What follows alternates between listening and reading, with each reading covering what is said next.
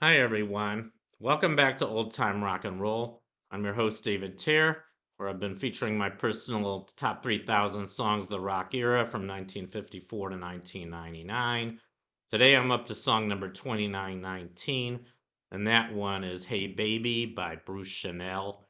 I'm really not crazy about this song. One thing about the early 60s, there were a lot of pretty sexist songs on this, on the survey at that time. I guess our attitudes were very different, between men and women. But hey, baby, that's got to be about the worst pickup line I've ever heard.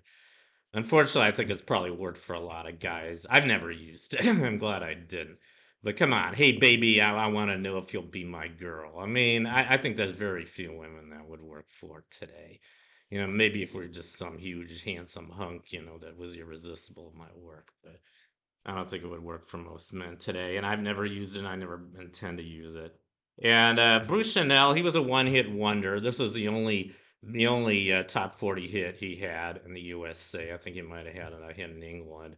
What? I guess the one good thing I can say about this song, I think he was influenced by Buddy Holly. He had the kind of hiccup sound that Buddy Holly was famous for. Here's Buddy Holly.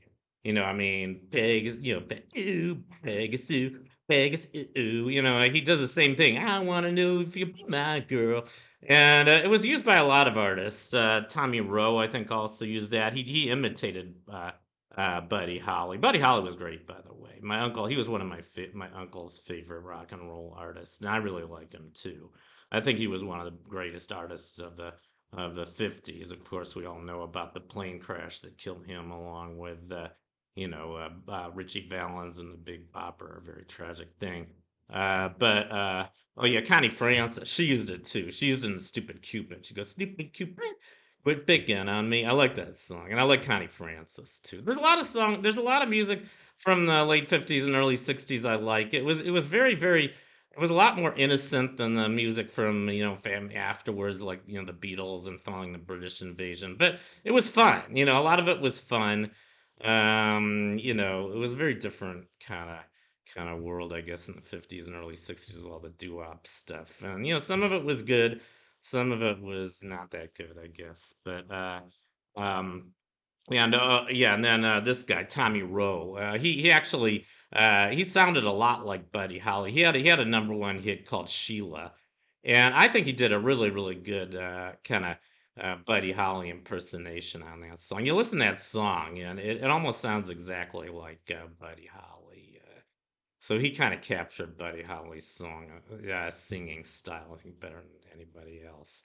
Um, but oh yeah, and I also want to mention that John Lennon was also inspired by Hey Baby. As a matter of fact, it was inspiration for Love Me Do, which was the Beatles' first number one song in England. I think it came out in England the same year, '62, that Hey Baby came out. So it wasn't that much longer after Hey Baby that the Beatles recorded Love Me Do, and I believe it was their first number one in England in '62. It took a couple more years to hit the charts in the USA. It did finally go to number one in America too, but that was already after Beatlemania hit the world.